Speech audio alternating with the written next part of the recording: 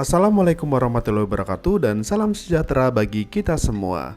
Terima kasih ya telah bergabung di saluran YouTube saya @kebunbudi, channel yang akan membahas suasana dan aktivitas berkebun di rumah. Untuk saluran ini dengan menekan tombol subscribe. Dengan berlangganan Anda akan mendapatkan notifikasi langsung ketika saya mengunggah video baru.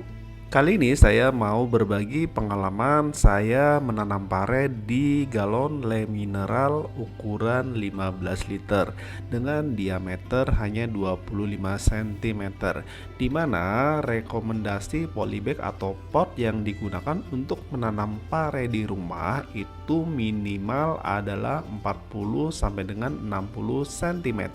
Hal yang pertama saya lakukan adalah menyiapkan untuk media semai.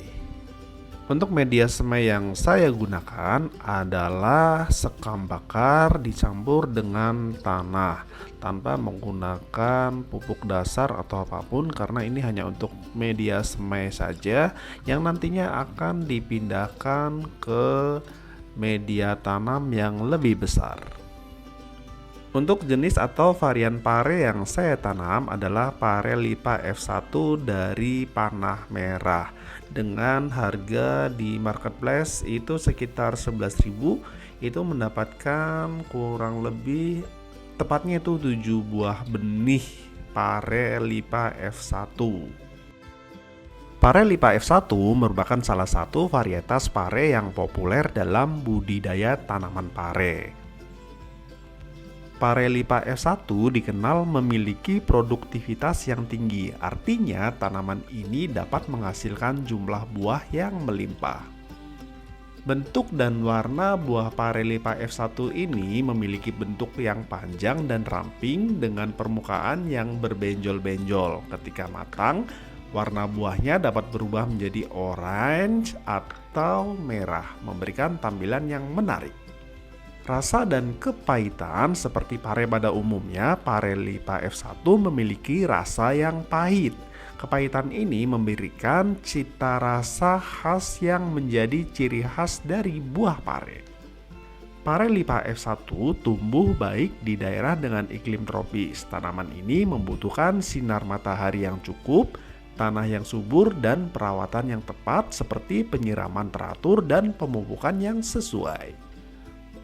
Pare Lipa F1 dapat dimanfaatkan dalam berbagai hidangan seperti tumis, sup, dan dijadikan sebagai bahan dalam minuman sehat seperti jus. Pare Lipa F1 adalah varietas yang populer di kalangan petani dan pecinta pare karena produktivitasnya yang tinggi dan kualitas buahnya yang baik. Namun, perlu dicatat bahwa informasi ini mungkin tidak terbaru ya, sehingga disarankan untuk mencari sumber terpercaya atau berkonsultasi dengan petani atau ahli pare yang sudah berpengalaman.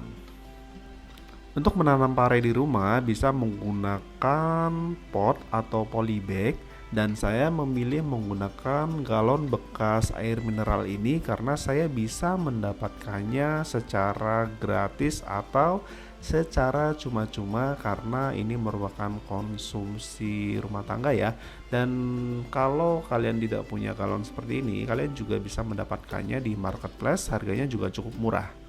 Sebelum mengikuti atau meniru video yang ada di video ini, perlu diperhatikan bahwa tanaman pare itu memerlukan pengairan yang cukup banyak.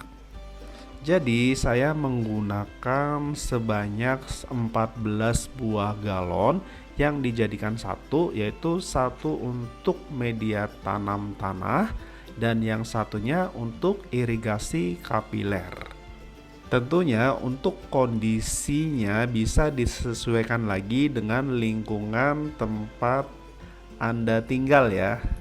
Untuk usia tanam sekitar 20 sampai 30 hari setelah semai itu sudah bisa mulai dipindahkan ke media tanam yang baru atau ke pot yang sudah kita siapkan. Di sini saya menggunakan polybag semai pembibitan kain non-woven ramah lingkungan biodegradable. Jadi keunggulan polybag ini adalah ramah lingkungan, tidak merusak akar, tanaman tidak stres saat pemindahan ke lahan, praktis pindah tanam langsung ke tanah, biodegradable atau terurai di tanah, bahan lebih tebal dan kuat. Tapi karena tanaman pare ini kurang dari 3 atau 4 bulan, jadi ketika saya mencabut atau selesai tanam itu masih ada sisa-sisa polybagnya, karena saya langsung memindahkan polybag yang nonwoven ke media tanam ini. Jadi tanaman pare itu tidak terlalu stres, jadi saya tinggal membasahi media tanam yang baru aja biar untuk memenuhi kebutuhan airnya. Karena di daerah saya itu curah hujan yang cukup tinggi, jadi saya memanfaatkan daun pisang kering untuk melindungi bagian bawah benih atau tanaman pare ini supaya tidak gampang goyang atau tidak langsung terkena air hujan, dan sekaligus untuk mengurangi penguapan matahari atau panas matahari yang sangat terik. Cara ini cukup efektif untuk menjaga pangkal tanaman pare dari hujan yang cukup lebat. Kalian juga bisa memanfaatkan seperti sekam padi mentah atau sekam bakar atau apapun yang jerami kering juga bisa ya. Tapi hati-hati juga untuk karena ini kan sisa-sisa tanaman seperti ini biasanya agak sedikit berisiko berjamur ya. Jadi perhatikan lagi untuk lingkungannya cocok atau tidak. Untuk menjaga ketahanan nutrisi, di sini saya menyiapkan pipa untuk mengisi air di bawah media atau pot ini, karena di sini itu cukup panas. Jadi untuk jaga-jaga itu kita sediakan tangki air di bawah potnya. Dan saya juga tidak lupa untuk menyediakan keranjang pupuk organik untuk menyimpan sampah organik menjadi pupuk. Nah, cara ini tuh tidak perlu dicontoh ya, karena ini mubazir banget. Karena mubazirnya itu saya harus membuang selang yang warna yang transparan itu, dan saya juga membuang nutrisi, dan akhirnya saya kocorkan saja atau saya masukkan ke tangki air yang ada di bawah pot. Jadi ini adalah irigasi tetes yang saya siapkan, tapi tidak bermanfaat sama sekali karena di tempat saya itu sangat panas sehingga membuat air yang ada di botol dan selang tetes ini itu menjadi berlumut. Alhasil air yang sudah saya siapkan untuk irigasi tetes itu tidak berfungsi sama sekali alias mandek, dan istilahnya nggak perlu sama sekali ya untuk menyiapkan atau memanfaatkan irigasi tetes. Kalau mau pakai irigasi tetes, pastikan itu menggunakan botol yang tidak transparan dan selang yang warna hitam. Karena untuk selang yang transparan sudah pasti akan ditumbuhi oleh lumut dan menghambat aliran air menetes ke media atau tanaman. Karena cara ini tidak efektif sama sekali, jadi saya langsung skip ke part selanjutnya ya. Dan ini adalah irigasi tetes yang saya sudah siapkan sebelumnya. Saya memasangnya itu seperti ini. Jadi dia harus lebih tinggi dari tanaman yang kita tanam. Ini saya ikat menggunakan kawat.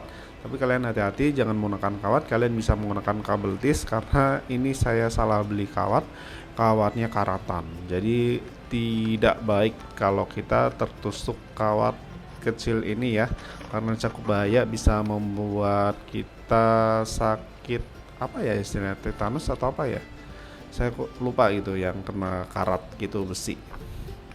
Setelah irigasi tetes siap, di sini saya sudah menyiapkan nutrisi AB mix khusus tanaman sayur, karena ini adalah fase atau masa vegetatif. Jadi untuk fase pertumbuhan ini saya hanya meneteskan untuk AB mix tanaman sayur, karena untuk secara spesifik tanaman pare itu kan tidak ada ya kalau nggak salah.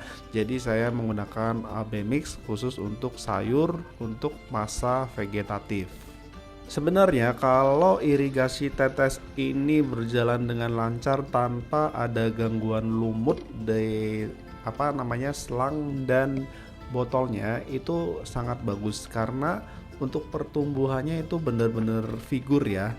Jadi itu batangnya subur banget dan daunnya lebar. Pokoknya keren banget deh irigasi tetes menggunakan botol dan selang ini. Nah, ini adalah kurang lebih setelah 1 minggu itu udah tinggi banget. Jadi udah mulai kelihatan hasil dari irigasi tetes yang berisi AB mix tersebut. Dan untuk para yang saya gunakan itu ketinggiannya kurang lebih hanya 150 cm dari bagian dasar pot. Nah, ini sudah mulai kelihatan bakal calon buah pertamanya, dan ini adalah tunas-tunas atau pokok utama dari tanaman pare sebelum mengeluarkan tunas-tunas air yang baru untuk fase generatif. Nah, ini udah mulai kelihatan ya.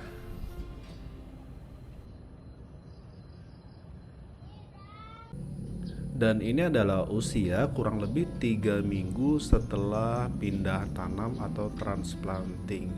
Nah, bunga-bunganya itu sudah mulai bermekaran. Di sini ada bunga jantan dan bunga betina. Di sini ada 4 buah pot berisi 4 pokok pare, yang artinya adalah bunga betina dan bunga jantan itu disilangkan antara satu pohon dengan satu pohon lainnya. Inilah sebabnya kalau menanam pare itu kalau mau buah pertama jadi itu minimal ada 3 atau 4 pokok batang utama. Jadi nanti akan dikawinkan silang biar bunga yang pertama itu jadi. Kenapa sih harus dikawinkan silang? Karena kebetulan di sini itu serangga penyerbuk itu lagi nggak ada, jadi kita harus serbukan manual dengan bantuan kita. Dan ini adalah hari kedua untuk bunga yang mekar, dan kali ini saya bakal kasih lihat bagaimana saya melakukan polinasi atau penyerbukan manual untuk bunga pare betina dengan bunga jantan. Dan bunga betina sama bunga jantan ini masih di pohon atau pokok yang berbeda. Jadi saya tidak mau itu kawinkan silang antar pohon terlebih dahulu ya, bukan silang varietas tapi silang antar pohon aja, karena bunga yang mekar untuk bakal buah atau bunga betina itu belum memiliki bunga jantan, jadi diambilkan bunga jantan dari pokok pohon yang lainnya. Lakukan dengan hati-hati juga, diusahakan tidak menyentuh tangan untuk bakal buahnya karena dikhawatirkan akan terjadi kegagalan pembuahan. Tapi sebenarnya tidak masalah jika tersentuh dengan tangan, karena beberapa pokok buah saya pegang dengan tangan itu tidak masalah dan hasilnya tetap bisa pembuahan dan besar hasil buah dari polinasi atau penyerbukan manual ini. Oh ya, saya juga sebelumnya lupa menginformasikan kalau penyerbukan ini saya lakukan 3 minggu setelah pindah tanam atau transplanting. Jadi pare ini pertumbuhannya cukup cepat ya, kalau ditanam di rumah. Jadi dia bisa cepat menghasilkan untuk untuk iseng-iseng bisa, untuk serius buat memenuhi kebutuhan dapur juga bisa gitu loh. Jadi simple, apalagi tanaman pare ini itu bisa dibilang cukup tahan terhadap serangan hama. Di sini sih cukup tahan kecuali sama belalang ya. Daunnya itu sering banget kemakan sama belalang, tapi tidak masalah karena hasil buahnya tetap memuaskan. Dan setelah video polinasi ini pastinya saya akan masukkan juga video hasil dari menanam pare di rumah itu gimana sih hasilnya dan berapa berat per buahnya. Nah teman-teman, ini adalah hasil penyerbukan setelah kurang lebih 7 atau 8 hari setelah penyerbukan. Itu udah sebesar ini ya, dari tanggal 6 ke tanggal 14, dan saya rencana akan petik itu sekitar tanggal 21 atau 22 itu sebelum lebaran. Jadi kurang lebih hanya 2 minggu setelah penyerbukan itu langsung saya petik, dan itu sudah sebesar ini ya. Setelah 2 minggu penyerbukan itu sudah gede banget dan sudah siap panen dan sudah siap dipetik. Nanti akan saya kasih lihat hasil atau berapa berat untuk panen pertama pare ini ya. Oke, sekarang kita coba langsung petik atau panen pare ini dan kita bakal timbang.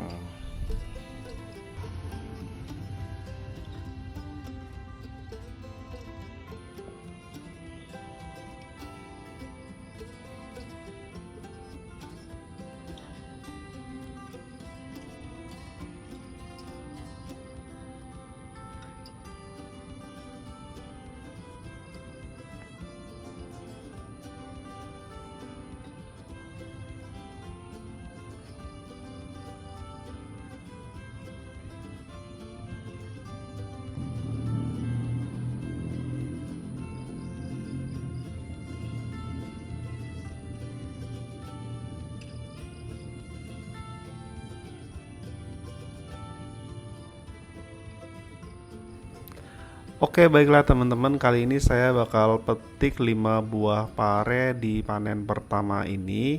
Jadi ini adalah pare yang saya pikir ini paling besar gitu ya kalau nggak salah.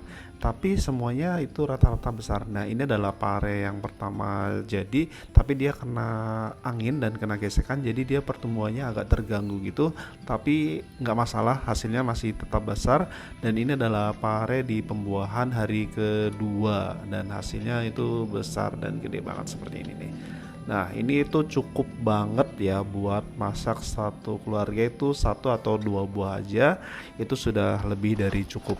Nah sekarang kita coba lihat di pare kedua, ketiga, dan 4 dan kelima itu saya akan petik semua, dan itu di belakang adalah sisa pare-pare berikutnya yang bakal saya panen setelah lebaran.